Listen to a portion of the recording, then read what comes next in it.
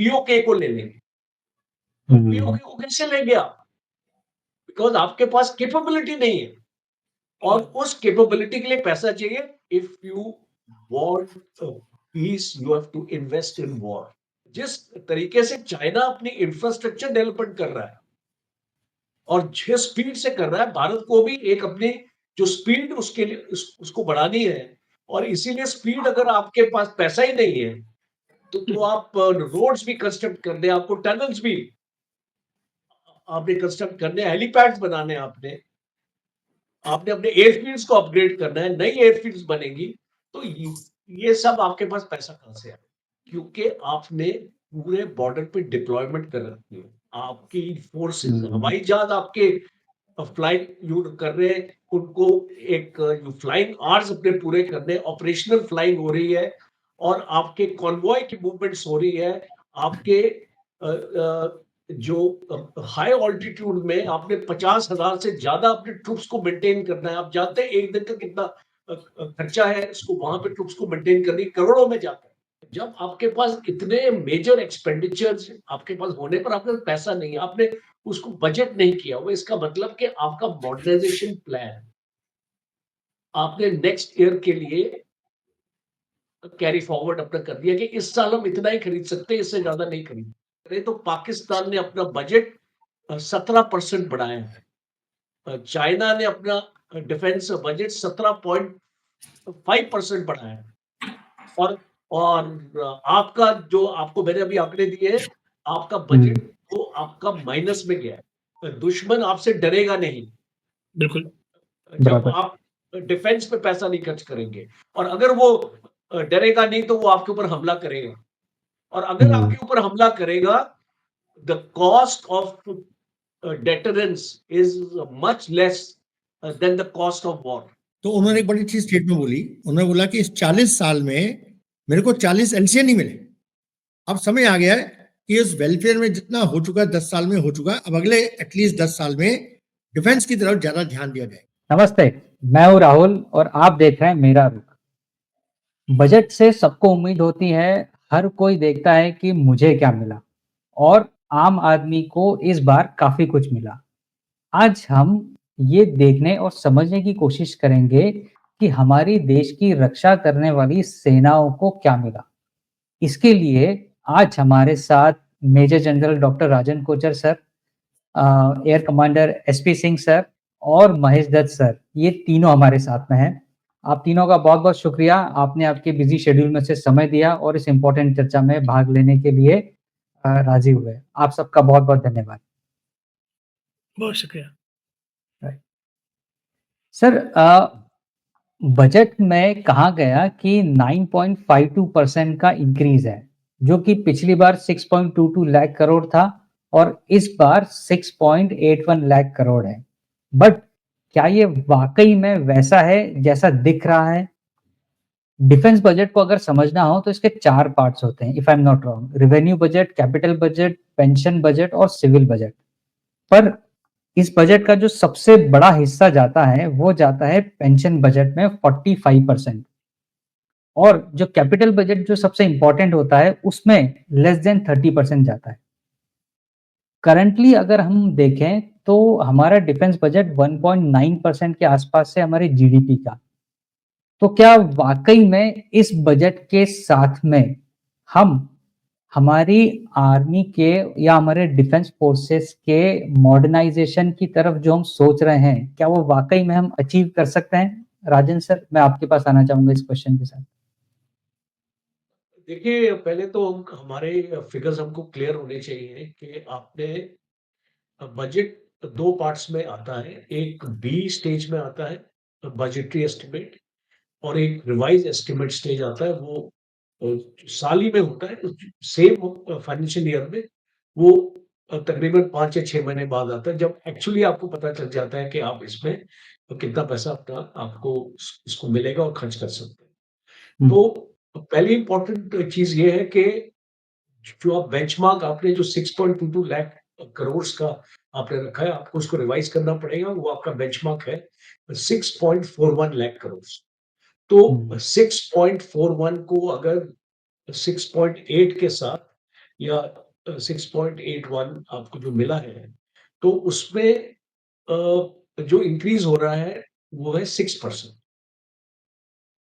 और अगर जो इन्फ्लेशन है जो आज की इन्फ्लेशन है और पिछले साल की इन्फ्लेशन अगर आप वो गवर्नमेंट की फिगर्स मैं आपको दे रहा हूँ, इन्फ्लेशन इज़ 5%। तो इसका मतलब है technically speaking the budget has increased by only 1%। और अगर मैं इसमें रुपी का इसको रुपी वैल्यू भी लूँ, जो 2024 में 82.64 थी टू अ डॉलर, और जो 2021 में फरवरी के महीने में 86.65, अभी जो रुपये की वैल्यू है वो 87 को एक्चुअली पार कर गई। राइट। तो रुपये की जो ये वैल्यू का डिफरेंशियल है, दिस इज 4.8%। तो अगर मैं 5% और 4.8 को अगर मैं मिलाऊं, तो आप खुद ही अपने आप जो यू समझ जाइए कि is there an increase which the government is claiming 9.52% or there is a decrease? Right. Because your purchasing power parity जिसके ऊपर आपका पूरा कैपिटल बजट को मैं खास तौर पे फोकस में रखूंगा, your purchasing power your parity has come down. Right. तो और कैपिटल में भी अगर आपको खाली 8,000 करोड़ की आपको बढ़त मिली, और अगर आप ये सब जो मैं आपको फिगर्स आपको बता रहा हूँ, तो वो तो नेगेटिव में चला गया आपका कैपिटल का budget.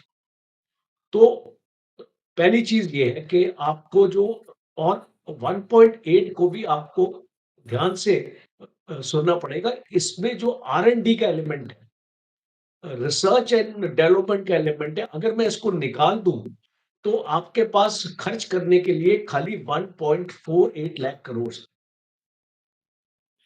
That is your money which you can spend not only on modernization. This budget will also include carry over projects. Carry over का मतलब है कि पिछले साल राइट। आपने जो कॉन्ट्रैक्ट किए हैं और आपने उसको बजट में आपको जितना लॉट किया पिछले साल, आपको अगले साल भी उसको लॉट करना पड़ेगा जब तक वो इक्विपमेंट हमारे पास पहुंचेगा नहीं। जैसे कि S-400 है जो पूरी तरीके से वो हमारे पास नहीं पहुंचे, तो उसकी बजटरी एलोकेशन हर एक साल होती है। राइट। तो मॉडर्नाइजेशन के लिए आपके पास कितना पैसा बचा? I want to pose that question. और मैं इसको रिलेट करूंगा, आपका लास्ट ईयर आपकी डिफेंस एक्विजिशन काउंसिल आपने सुना होगा, वो एक बॉडी है जो मॉडर्नाइजेशन के प्रोजेक्ट्स को अप्रूव करती है। राइट। तो पिछली बार 3 बार वो बॉडी अपनी बैठी है, फरवरी में, सितंबर में और दिसंबर। और जो तीनों बार इसको बैठी है और जो प्रोजेक्ट्स अप्रूव किए हैं कैपिटल एक्सपेंडिचर के लिए, that is equal to 2.5 lakh crore. Now you have only 1.48 with you. You have approved projects worth 2.5, so already you are short by 1 lakh crores. Right. और अगर इसमें से मैं कैरी ओवर को भी निकाल दूं, तो आपके पास ज्यादा पैसा नहीं है अपनी नई चीजें खरीदने के लिए। और आप क्या खरीदना चाहते हैं? आपके पास MQ-9 भी ड्रोन्स के लिए 31,000 करोड़ आपको चाहिए। सुखोई 30 आपने 12 एयरक्राफ्ट रशिया से लेने हैं। वो आपके जो एक्सीडेंट्स हुए हैं, ये वो क्यों फ्रेश एक्विजिशन नहीं है कि आप अपने स्क्वाड्रन पूरे कर रहे हैं अभी। राइट। एयर कमांडर साहब जो इसके बारे में और डिटेल में बताएंगे। ये वो एयरक्राफ्ट है जिसका एक्सीडेंट्स हुआ है और आप इनको रिप्लेस करने की कोशिश कर रहे हैं। 26,000 करोड़ इज द एक्सपेंडिचर। 240 आपके सुखोई 30 के आप एरो इंजन ले रहे हैं बिकॉज आप अपनी एग्जिस्टिंग फ्लीट को आप अपग्रेड करना चाहते हैं। जो आपका ध्रुव हेलीकॉप्टर है 25 आपने अप्रूव किए हैं, जिसके लिए आपको 8,000 करोड़ आपको पैसा चाहिए। और बाकी मेरे पास बहुत लंबी लिस्ट है, पर मैं राइट इसको बताना नहीं चाहता यहाँ पे, बिकॉज जब आपके पास इतने मेजर एक्सपेंडिचर्स आपके पास होने पर आपके पास पैसा नहीं है, आपने उसको बजट नहीं किया हुआ, इसका मतलब कि आपका मॉडर्नाइजेशन प्लान आपने नेक्स्ट ईयर के लिए कैरी फॉरवर्ड अपना कर दिया कि इस साल हम इतना ही खरीद सकते हैं, इससे ज्यादा नहीं खरीद। And my last point is on the revenue budget. अब लोग बोलते हैं कि रेवेन्यू बजट आपने बढ़ा दिया, क्यों बढ़ाया? जो इसकी आपके पास रीजंस होने चाहिए, बिकॉज आपका revenue budget is 3.11 lakh crore और वो तकरीबन 45% है आपके बजट का। और आपने क्यों बढ़ाया? क्योंकि आपने पूरे बॉर्डर पे डिप्लॉयमेंट कर रखी है आपकी फोर्सेस, हवाई जहाज आपके फ्लाइट यूज कर रहे हैं, उनको एक फ्लाइंग आवर्स अपने पूरे करने, ऑपरेशनल फ्लाइंग हो रही है और आपके कॉन्वॉय की मूवमेंट्स हो रही है। आपके जो हाई ऑल्टीट्यूड में आपने 50,000 से ज्यादा अपने ट्रूप्स को मेंटेन करना है। आप जानते हैं एक दिन का कितना खर्चा है इसको, वहां पे ट्रूप्स को मेंटेन करने करोड़ों में जाता है। तो ये पैसा कहां से आएगा? आपको एमुनिशन चाहिए, डेफिशिएंसी एमुनिशन की पूरी करनी है, तो ये भी रेवेन्यू बजट से आएगा। और आपका बॉर्डर रोड्स ऑर्गेनाइजेशन, जो इंफ्रास्ट्रक्चर आप बना रहे हैं, वो भी रेवेन्यू बजट से आएगा, वो कैपिटल से नहीं आएगा। तो बॉर्डर रोड्स को भी आपने तकरीबन 7,100 करोड़ दिया है आपने, ज्यादा नहीं बढ़ाया, 6,500 करोड़ से आपके 7,100। बिकॉज मैंने एक अपना आर्टिकल लिखा था इकोनॉमिक टाइम्स में, उसमें मैंने ये स्ट्रेस किया था कि ये जो रेवेन्यू बजट है और खास तौर पे बॉर्डर रोड्स को, तो मिनिमम आपको 9,000 या 10,000 करोड़ आपको देना चाहिए। बिकॉज जिस तरीके से चाइना अपनी इंफ्रास्ट्रक्चर डेवलपमेंट कर रहा है और जिस स्पीड से कर रहा है, भारत को भी एक अपनी जो स्पीड उसके लिए उसको बढ़ानी है। और इसीलिए स्पीड, अगर आपके पास पैसा ही नहीं है तो आप रोड्स भी कंस्ट्रक्ट कर दे, आपको टनल्स भी आपने कंस्ट्रक्ट करने, हेलीपैड्स बनाने, आपने आपने अपने एयरफील्ड्स को अपग्रेड करना है, नई एयरफील्ड्स बनेगी। तो ये सब आपके पास पैसा कहां से आएगा? तो ये मेरे एरियाज हैं जो मैंने मोटे मोटे एरियाज यू हाईलाइट की, और भी बहुत सारे एरियाज हैं, बट उसपे हम अपना वक्त नहीं जाया करना चाहते। हमको अपना फोकस रखना है हमारा कैपिटल और हमारा रेवेन्यू। जैसे आपने बताया कि 4 मेजर एरिया, पेंशन को आप कुछ नहीं कर सकते, आपका पेंशन का बजट हर एक साल बढ़ेगा और इस साल भी बढ़ा है, 1.7 आया है, 1.48 था पिछले साल या 1.42 था। तो आपका पेंशन का बजट बढ़ता रहेगा, क्योंकि आपके 60,000 लोग हर एक साल रिटायर होते हैं, तो वो आपके पेंशन में जाएंगे। तो यू हैव टू अंडरस्टैंड, और इसको देश को भी एक्चुअली समझना चाहिए कि पेंशन का बजट आपको देना पड़ेगा। और मेरा लास्ट पॉइंट है, रिकमेंडेशन है गवर्नमेंट की, जैसे चाइना भी अपना बजट अपना बनाता है, पेंशन को इस बजट में मत शामिल कीजिए। बिकॉज पेंशन को आप जैसे ही उसको शामिल करते हैं, तो आपको ऐसा लगता है कि डिफेंस को बहुत पैसा मिल गया, ऑर्गेनाइजेशन के लिए 6.81 लाख। अरे भाई, उसमें से आपका 1.7 तो आपका पेंशन ही खा गई, राइट। तो बचा ओनली 5.1 लाख करोड़। और उसमें अगर आपने इसको रेवेन्यू का जो आपका एक्सपेंडिचर, क्योंकि आपकी 11 लाख की फौज है, 11 लाख की फौज को मेंटेन करने के लिए भी तो आपको पैसा चाहिए, अगर आपको अपने देश को सुरक्षित रखना है। और लास्ट पॉइंट मेरा यहाँ पे ये है, मैं अपनी आर्गुमेंट खत्म करना चाहता हूँ। लास्ट पॉइंट ये है कि if you want peace you have to invest in war. Right, लड़ाई की आपको अपनी ताकत रखनी है। आप एक आज की डेट में जो आपके पास है वो आप अपने देश की सुरक्षा ही कर सकते हो। आप एक ऑफेंसिव पोस्चर पे नहीं जा सकते क्योंकि वो कैपेबिलिटी आज आपके पास नहीं है। जब आपके एब्सोल्युटली। पास उस तरीके का इक्विपमेंट आ जाएगा और ऐसी कैपेबिलिटी हम बातें अपने करते हैं कि हम पीओके को ले लेंगे। तो पीओके को कैसे लेंगे आप? बिकॉज़ आपके पास कैपेबिलिटी नहीं है और उस कैपेबिलिटी के लिए पैसा चाहिए। पाकिस्तान और चाइना, पाकिस्तान और चाइना का अगर आप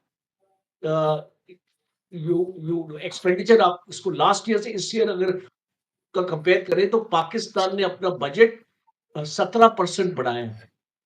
चाइना ने अपना डिफेंस बजट 17.5% बढ़ाया है। और आपका जो आपको मैंने अभी आंकड़े दिए हैं, आपका बजट तो आपका माइनस में गया है।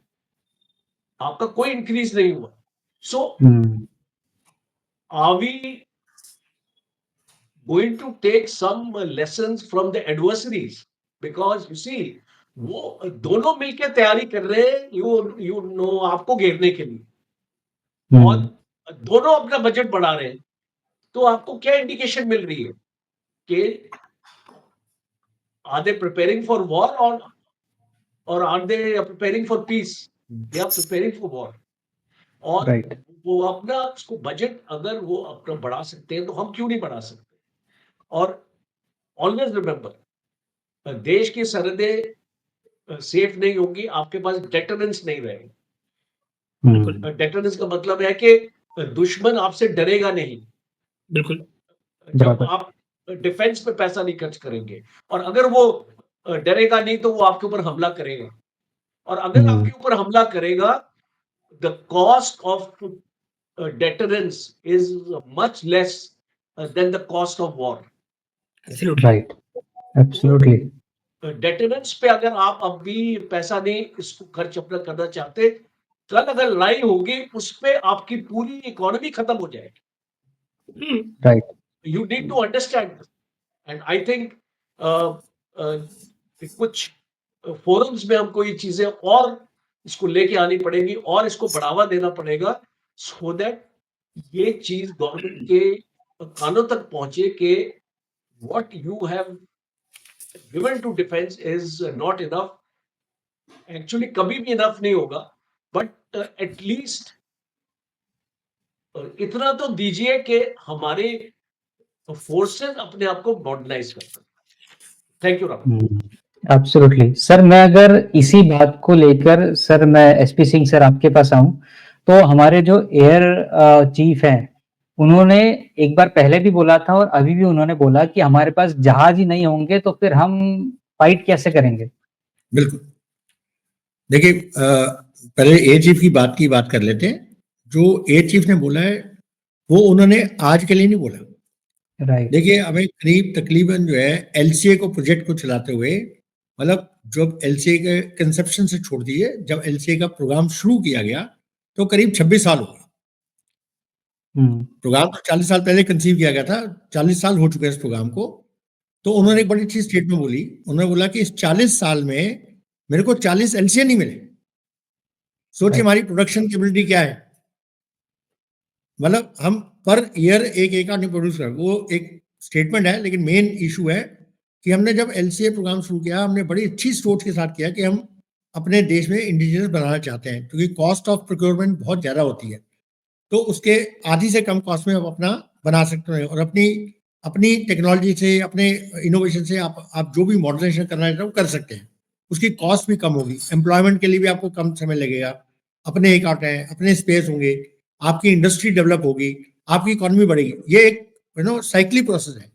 जब अपनी इंडिजिनियस डेवलपमेंट करेंगे तो आपकी कंट्री में इंडस्ट्रीज लगेंगी। उसके लिए हर पार्ट के लिए एक एकड़ के अंदर मतलब जो है करीब क्लोज टू 18,000 मूविंग पार्ट्स होते हैं। हर चीज का अलग अलग प्रोडक्शन है। इतनी ज्यादा फैक्ट्रियां लगेंगी, इतने लोगों को एम्प्लॉयमेंट मिली, तो आपकी इकोनॉमी ग्रो करेगी। तो इसको बनाने में हमें ही फायदा था।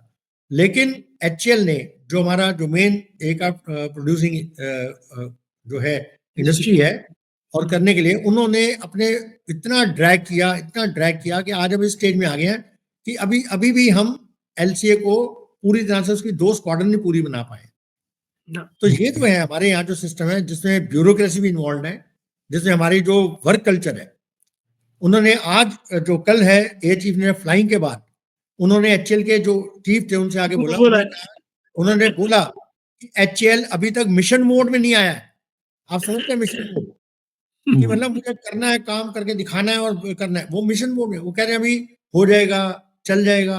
तो ये जो मेंटेलिटी है अपने इंडियन डेवलपमेंट की, ये हमारे को पीछे बड़ा धकेल ली। दूसरा कारण, जो हमारे जो बजट एलोकेशन जिसे हम बोलते हैं, वो शुरू से थोड़ी कम रही है, क्योंकि हमारी वेलफेयर एक्टिविटीज रिक्वायरमेंट हमेशा से ज्यादा रही है। हमारा देश जो है वेलफेयर ओरिएंटेशन देश है, तो उस देश अपनी थ्रेट को देखते हुए हमने एक लिमिटेड डिफेंस बजट रखा।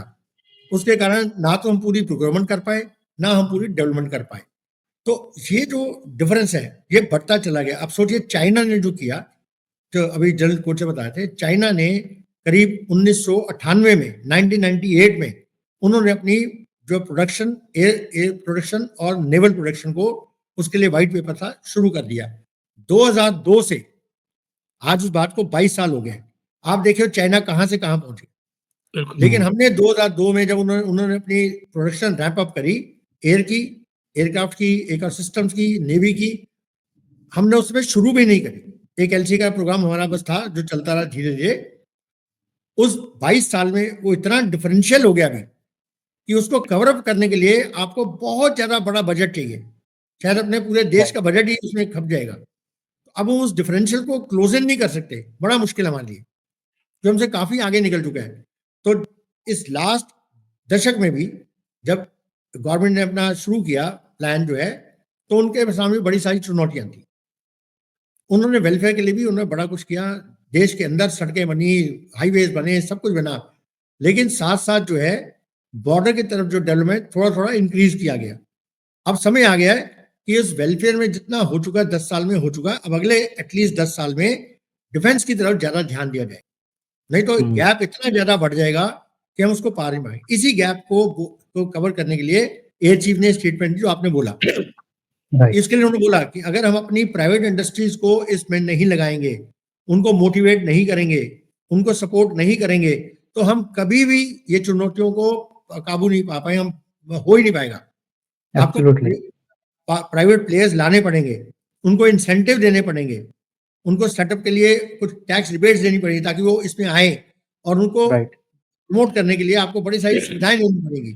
तो गवर्नमेंट जब इसमें फोकस करेगी, तब हमारी जो आर्म्स इंडस्ट्री है, इको इंडस्ट्री है, या वेपन इंडस्ट्री है, वो सब डेवलप हो पाएंगी। और जब कंपटीशन आएगा, एचएल को भी लगेगा अब मुझे कॉन्ट्रैक्ट नहीं मिलेगा, तो अपने आप ही वो जो चीफ ने बोला मिशन मोड में आ जाइए, तो अपने आप वो मिशन मोड में आ जाएंगे। उसी से हमारा ये हम प्रोग्रेस कर पाए। तो अगले 10 साल के लिए एटलीस्ट कम से कम अगर हम शुरू करें, तो इसमें जाके हमें फायदा हो सकता है। नहीं तो हम इसी तरह से घिरे रहेंगे, हम कोई प्रोग्रेस नहीं कर पाएंगे। और जैसा जनरल कोच ने कहा कि ये गैप बहुत ज्यादा है, ये गैप बढ़ता ही जाएगा, कम नहीं होगा। तो कम करने का तरीका यही है जो एयर चीफ ने बोला है। एक ये बड़ी इंपॉर्टेंट चीज है। दूसरा जो आप बोल रहे मॉडर्नाइजेशन, जैसे जनरल साहब ने बताया, बिल्कुल सही जनरल कोच ने बताया कि आपके मॉडर्नाइजेशन के लिए आप पैसे लाएंगे कहां से, जो आपका पिछला ही जो कमिटमेंट है वो खत्म नहीं हो रही। आपने कमिटमेंट इतनी ज्यादा की है, लेकिन आपका बजट नहीं है उसके लिए। तो आपको ये सब देखना पड़ेगा, इससे एक बैलेंस ड्रॉ करना पड़ेगा। बैलेंस के लिए आपने 10 साल बहुत सारी वेलफेयर की चीजें करी हैं, अब शायद देश के लोगों को समझना पड़ेगा कि अब वेलफेयर को थोड़ा पीछे कर दे, थोड़ा रुके। ये इसमें पूरे देश को, जब हम कहते हैं होल ऑफ नेशन अप्रोच, एक होल ऑफ नेशन अप्रोच। अगर आप डिफेंस, ये नहीं कि सिर्फ आर्मी, एयरफोर्स, नेवी का काम है, या सिर्फ पॉलिटिशियन का काम है, या डिफेंस मिनिस्टर का काम है, ये पूरे देश का है। जब अटैक होगा तो पूरे देश पे अटैक होगा, खाली आर्मी, नेवी, एयरफोर्स से नहीं होगा, पूरे देश में होगा। पूरी इकोनॉमी जब पूरे देश की डगमगाएगी, और फिर सबको जो मुश्किलें आएंगी, तो उस मुश्किल से जैसा जनरल कोच ने कहा, एक डेटरेंस क्रिएट करने के लिए देश के लोगों को भी कुछ सैक्रिफाइस करना पड़ेगा। हमारे देखिए हर डिपार्टमेंट, हर इंसान, आज हमारा देशवासी सिर्फ ये डिमांड है, मुझे दे दीजिए, मुझे दे दीजिए, मुझे चाहिए, मुझे चाहिए। ये जो मेरा, मेरी रिक्वायरमेंट है, वो देश से ऊपर नहीं होनी चाहिए। ये हमारी देश एब्सोल्युटली, की पूरी 140 करोड़ लोगों को समझना पड़ेगा। एब्सोल्युटली, आपको अपने अपने घर में कटौती करनी पड़ेगी। जो आपके पास है उसमें जीना सीखना पड़ेगा। अपनी आकांक्षा को थोड़ा एब्सोल्युटली। कंट्रोल करना पड़ेगा, और यही गवर्नमेंट को करना पड़ेगा। जो इतनी ज्यादा जो हमारे जैसे ministry of roads and transport है, वो रनवे, हाईवे दनादन बनाए जा रहे हैं, बिल्कुल बनाइए, लेकिन not at the cost of the border. आप बराबर, एयर को बिल्कुल सही। सपोर्ट करिए वहां ज्यादा, जहां ज्यादा जरूरी है। यहाँ अगर 5 साल बाद भी बने तो कोई फर्क नहीं पड़ने वाला, लेकिन वहां अगर 5 दिन बाद बनी तो बड़ा फर्क पड़ेगा। तो बड़ा ये फर्क पड़ेगा। जो है, ये बैलेंस जो है, राइट, ये बड़ा इंपॉर्टेंट है, और ये मिनिस्ट्री को, सारी मिनिस्ट्री को समझना पड़ेगा। इसके ऊपर राइट। डिस्कशन करके एक फोकस वे में, एक मिशन मोड में, हम अगर अपने देश को एक डिफेंसिव देश बनाना चाहते हैं जो कम केपेबल है, तो ये सबको मिलकर करना पड़ेगा, और राइट सबका सर, मैं sacrifice- राइट, सॉरी सर, मैंने आपको बीच में इंटरप्ट किया। राइट, क्योंकि राजन सर के का एक दूसरा कॉल है, तो मैं एक क्वेश्चन को लेके उनके पास आऊंगा, फिर we will allow him to leave. Sir, अभी पीएम मोदी की यूएस में जो विजिट अभी जो आज से स्टार्ट हुई है 12 तारीख से, उसके अंदर ये भी एक खबर आ रही है कि वो कुछ हंड्रेड्स ऑफ कॉम्बैट व्हीकल ले सकते हैं जो एंटी टैंक एक्सप्लोजर वाले हैं। वो क्या ये सही है, और ये सही है तो फिर ये कितना इंपॉर्टेंट होगा हमारी आर्मी के लिए? देखिए, आप बात कर रहे हैं स्ट्राइकर व्हीकल की, वो एक right, striker combat vehicle. Vehicle है, और वो व्हीकल का जो यूजर ट्रायल ऑलरेडी हो चुका है इंडिया में, ओके, और बहुत सक्सेसफुल गया है वो ट्रायल, तो उसको इंडियन ओके, आर्मी ने एक्सेप्ट किया है। ओके, तो मुझे ये ऐसा लग रहा है कि इस विजिट में उसका एक जो भी ट्रेड और जो एग्रीमेंट होनी है, वो एक फाइनलाइजेशन की तरफ आगे जाएगी। ओके। दूसरा, आपने देखा है कि अ, हम्म, ये जो मिसाइल्स हैं, जो हम्म, इसको यूक्रेन में इस्तेमाल हुई थी, तो एंटी टैंक इस मिसाइल है, हम्म, वो जेवलिन हम्म, जेवलिन का भी यूजर ट्रायल इंडिया में हुए थे, और अभी कुछ मॉडिफिकेशंस हमने मांगी है जेवलिन के ऊपर, तो ओके, जो उसका री यूजर ट्रायल्स हो रहे हैं, दोबारा से हो रहे हैं ट्रायल्स, तो ओके। जेवलिन का मिसाइल सिस्टम भी अमेरिका से आएगा। बट 2 इम्पोर्टेंट मुद्दे हैं जो आप एयर कमांडर साहब से पूछना जी, जी, जरूर। मेरे जाने के बाद। एक है कि जो जेट एयर इंजन का जो 404 और 414 की बात है, वहां पे क्यों रुकावट आई हुई है? वहां पे ट्रांसफर ऑफ टेक्नोलॉजी हमको यूनाइटेड स्टेट्स देने से क्यों इनकार करे, और उसको बोलता है कि आपको 80% ही देंगे, आप इस इसका दूसरा नहीं देंगे। और अभी फ्रांस से प्राइम मिनिस्टर मोदी अभी इसका विजिट था, फ्रांस ने आपको बोला है कि हम जो 100%। सैफ्रॉन कंपनी है उनकी, जो इसको मैन्युफैक्चर करती है जेट एयर इंजन, तो उसने बोला है कि हम आपको 100% देंगे ट्रांसफर ऑफ टेक्नोलॉजी, यस, आप हमसे ले लीजिए, और हम आपको एक फास्टर टाइम फ्रेम में देंगे। यूनाइटेड स्टेट, देखिए एलसीए में मार्क 1 अल्फा में ये इंजन लगते हैं, और उसकी वजह से आपका एलसीए प्रोजेक्ट आपका डिले हो रहा है, क्योंकि इंजन नहीं मिल रहे हैं हमको यूनाइटेड स्टेट से, बिकॉज हमारे पास टेक्नोलॉजी नहीं है इंजन बनाने की। राइट। और आप MQ-9 भी ड्रोन तो आप उसको ले ही रहे हैं यूनाइटेड स्टेट से, तो वो डील भी आपकी फाइनल हो जाएगी इस विजिट में। और एक ट्रेड ऑफ होने वाला है, देखिए एलॉन मस्क से भी मिल रहे हैं प्राइम मिनिस्टर मोदी, और मस्क के पास 2 एजेंडास हैं जो उसको मोदी जी को शायद एक्सेप्ट करने पड़ जाए, और एक है टेस्ला और एक है हार्ली डेविडसन। ये 2 मैन्युफैक्चरिंग यूनिट्स है जो इंडिया में बंद हो गई, और ओके, राइट। इसको दोबारा से शुरू करने के लिए विद रिड्यूस टैरिफ, जो हार्ले डेविडसन का भी अमेरिका के जो ट्रम्प ने बोला था कि India is tariff king. King. क्यों बोला था? Because of Harley Davidson. तो अभी since Elon Musk is the right hand of Trump right now, तो वो आई थिंक जो उसको मस्क है इसको आगे लेके जाएगा, क्योंकि इंडिया, आप इसको देखिए, टाइमिंग देखिए, विजिट से 3 दिन पहले स्टील और एल्यूमिनियम का जो इंपोर्ट है वो आपका 25% बढ़ा दिया। बढ़ा दिया। तो इसका ये मतलब है कि जितनी भी स्टील इंडस्ट्रीज हैं आपके भारत में, और वो उनका स्टील महंगा हो जाएगा, और जो इंडस्ट्रीज यूएस को दे रही हैं वो भारत में स्टील की डंपिंग करना शुरू कर देंगे, कि बिकॉज जब अगर हम इसको इंपोर्ट करते हैं और हमको सस्ता मिल रहा है, तो हम अपने डोमेस्टिक मार्केट से खरीदना बंद कर देंगे, और उससे हमारी ये डोमेस्टिक मार्केट अफेक्ट होगी। तो इसके ऊपर भी एक उम्मीद जाहिर की जा रही है कि भारत को शायद एग्जेम्प्ट कर दिया जाए, कम कर दिया जाए ये जो एक्सपोर्ट ड्यूटी, इंपोर्ट ड्यूटी है, और काफी इस तरीके के ट्रेड ऑफ्स होने वाले हैं। और बट मैं उम्मीद ये रख रहा हूं कि जिस तरीके से ट्रम्प और मोदी की एक केमिस्ट्री है, एक सिनर्जी है, और जिस तरीके से Bharat is indispensable for America to counter China, because अगर आपको इंडो पैसिफिक में चाइना को काउंटर करना है, और अगर आपको इंडियन ओशन में उसको काउंटर करना है, तो आपको भारत की जरूरत पड़ेगी।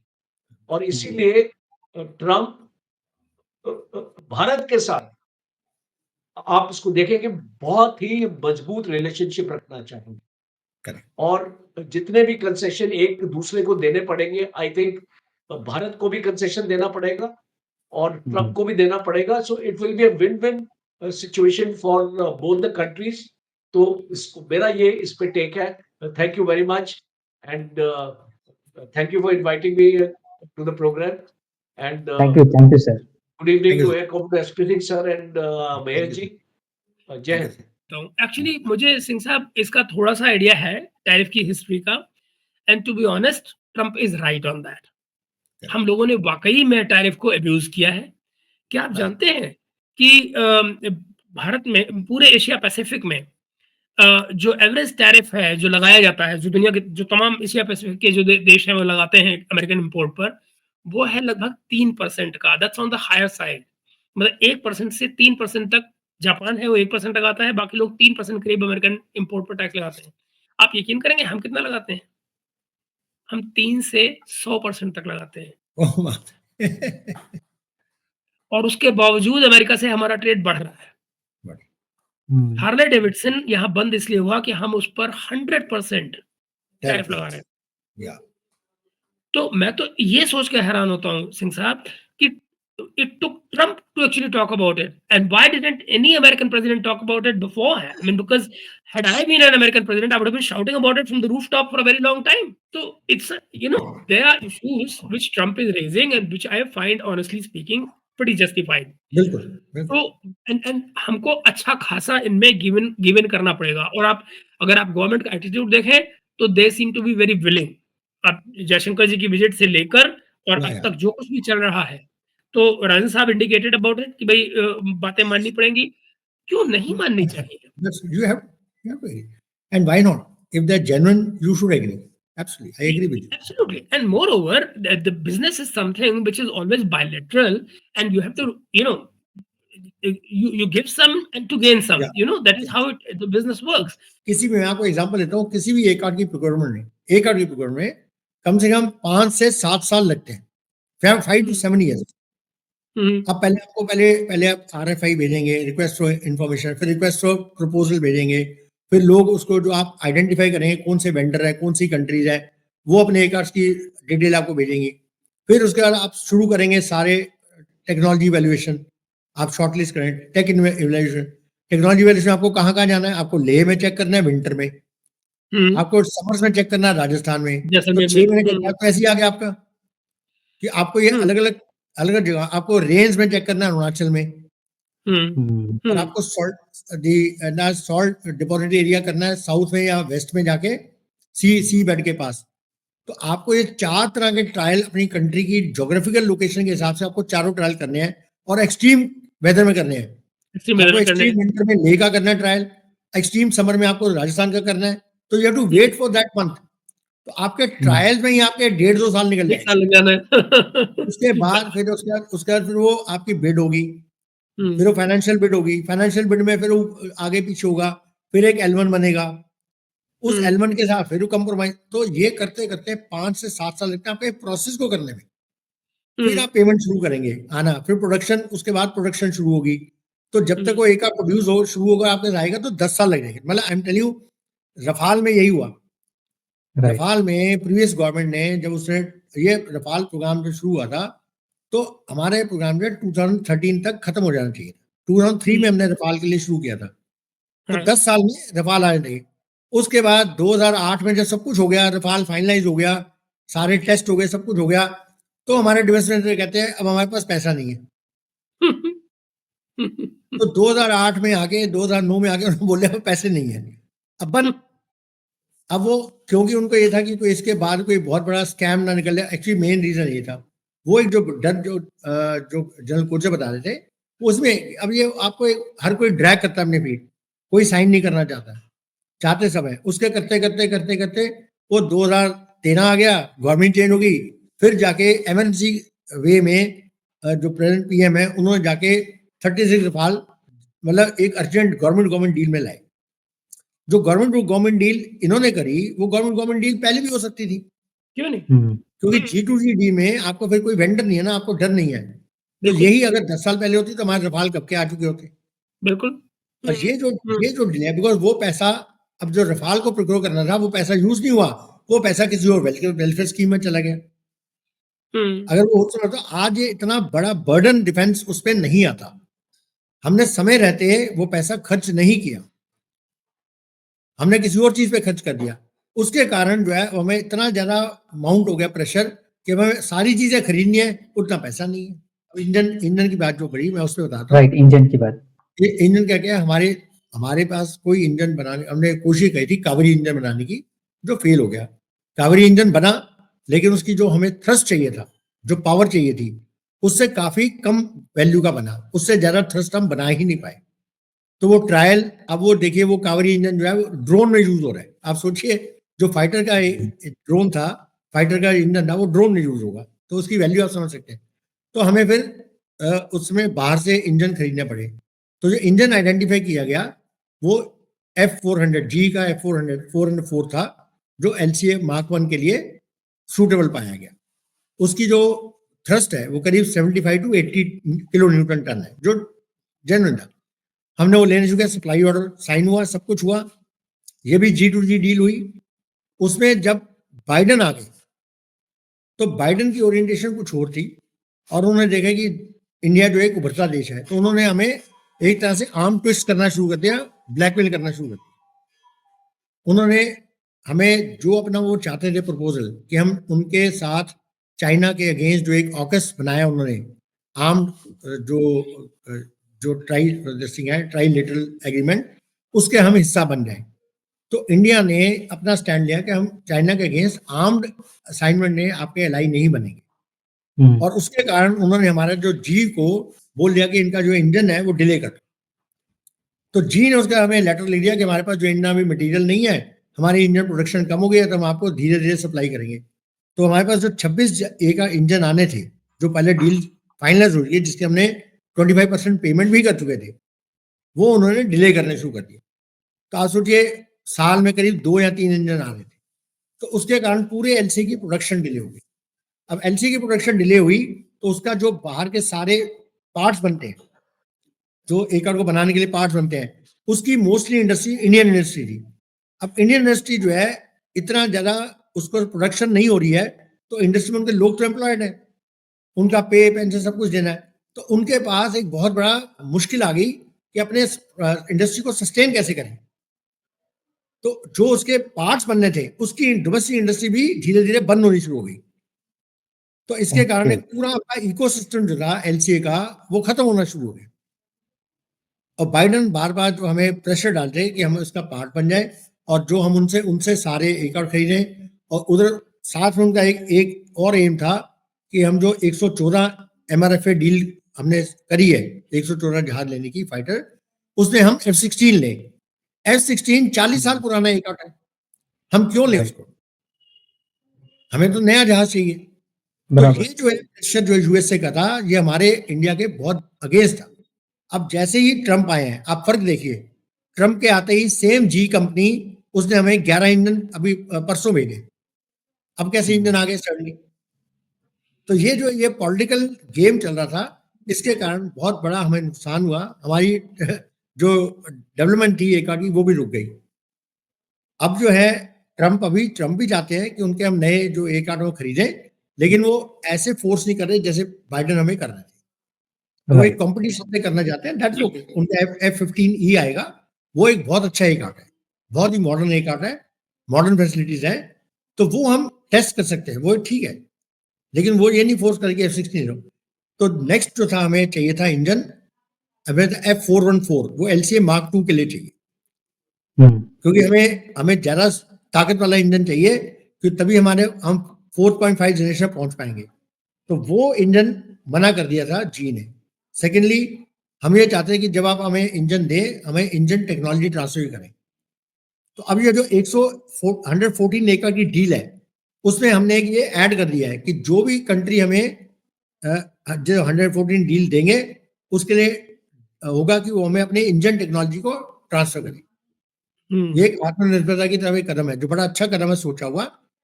तो अमेरिका ने हमें ये बोला कि जी कंपनी जो है आपको इंजन टेक्नोलॉजी ट्रांसफर करेगी, पर सिर्फ 80%, और 80% हमारा काम नहीं बनेगा, हमेशा डिपेंडेंट रहेंगे फिर से। और उधर साफरन कंपनी जो है फ्रांस की, वो हमें पूरी टेक्नोलॉजी 100% ट्रांसफर करने को तैयार है, और उसमें रफाल लेने से हमें फायदा है, बिकॉज रफाल हमारे पास ऑलरेडी है। देखिए, मैं A-14 जो हम लेते हैं, मैं महेश जी को बता रहा था, जब हम कोई ऐसी A-14 लेते हैं तो A-14 के साथ उसका मेंटेनेंस सिस्टम, उसकी ट्रेनिंग, उसके वेपन, उसका नया लैब्स, सब कुछ आता है। तो जो A-14 की कॉस्ट होती है, बाकी ये सारी जो कॉस्ट में सब उसमें होगी, तो A-14 की कॉस्ट डबल हो जाएगी। अब रफाल के केस में क्या होगा? रफाल हमारे पास ऑलरेडी है, हमारे लोग ऑलरेडी ट्रेंड है, हमारे पास ऑलरेडी उसके हैंगर्स हैं, उसकी ब्लास्ट पेन है, उसके वेपन हमारे पास है, वेपन की लैब हमारे पास है, तो हमें कुछ नया नहीं लेना। और हमारी नेवी के पास भी अब आ रहे हैं। तो जो रफाल अगर आएंगे इस 114,000, तो उनकी इंडक्शन बड़ी जल्दी हो जाएगी, हम बड़ी जल्दी उनको इंडक्ट यूज कर पाएंगे, हमारे अपने ही पायलट आगे आने वाले पायलट को ट्रेन कर पाएंगे, मेंटेनेंस ऑलरेडी है हमारे पास, लैब्स हमारे पास ऑलरेडी है। तो एक जो 20 बिलियन जो डॉलर हमने रखे हैं इसके लिए, उसमें रफाल बड़े आराम से आ जाएंगे, 114 जहाज आ जाएंगे। अब अगर आप उसकी जगह F-35 लेना चाहते हैं या F-15E लेना चाहते हैं, तो नया जहाज, नई टेक्नोलॉजी, नए सिस्टम, नया मेंटेनेंस, नई ट्रेनिंग, सब कुछ लोग जाएंगे, उसके ट्रेनिंग का खर्चा, फिर आप सेटअप करेंगे उसके हैंगर, तो आपकी कॉस्ट बहुत ज्यादा बढ़ जाएगी। तो आपको शायद मुश्किल से 50 एकड़ नहीं ले पाएंगे। तो जो हमारी कॉन के एम है, वो फिर अधूरा रह जाएगा। तो बेस्ट होगा कि हम ऐसे जहाज ले जिसमें हमें ये सब फैसिलिटीज हो और जल्दी से इंडक्ट कर पाए। एक दूसरा जो कंपटीटर है वो Su-57 है, क्योंकि हमारे पास Su-30 का सारा सेटअप है, और Su-57 Su-30 में उनके सारे मेंटेनेंस में और लैब्स में कोई ज्यादा फर्क नहीं है, ट्रेनिंग में भी ज्यादा फर्क नहीं है। तो ये दो जहाज एक ऐसे बनते हैं जो इनके इंडक्शन से हमें कम पैसे में हम ज्यादा चीजें ले पाएंगे। तो ये बड़े सारे रीजन होते हैं जिसके कारण, तो जो इंजन की बात कर रहे हैं, हमें इंजन के लिए इसलिए रुकना पड़ा कि लगाना, हम इंजन की डील यूएसए के साथ कर सकते हैं ताकि हमारे इंजन आते रहे। That is how the whole engine problem which I have explained to you and what is the A-14 issues and all. There are multiple issues, it's not a very simple straight problem, it's very complex problem कि हम क्या लें, कैसे लें, कितना use कर पाएंगे, कैसे यूज करवाएंगे, फ्यूचर में क्या चाहिए, बड़े सारे मल्टीपल है ना। Will I cover most of the points here. Sir, आपका बहुत बहुत धन्यवाद। आपने इस पूरी कॉन्वर्सेशन, इस पूरी चर्चा में आपका समय दिया और बड़ी ही डिटेलिंग के साथ में आपने बात करी, और राजन सर ने भी बड़ी इंपॉर्टेंट बातें करी। सो आज के समय के लिए बहुत बहुत धन्यवाद। महेश जी, आपका भी बहुत बहुत धन्यवाद। इन फ्यूचर फिर किसी इंटरेस्टिंग टॉपिक पर जरूर मिलके आपसे बात करने की कोशिश करेंगे। थैंक यू सो मच, जय हिंद। जय हिंद। जय हिंद।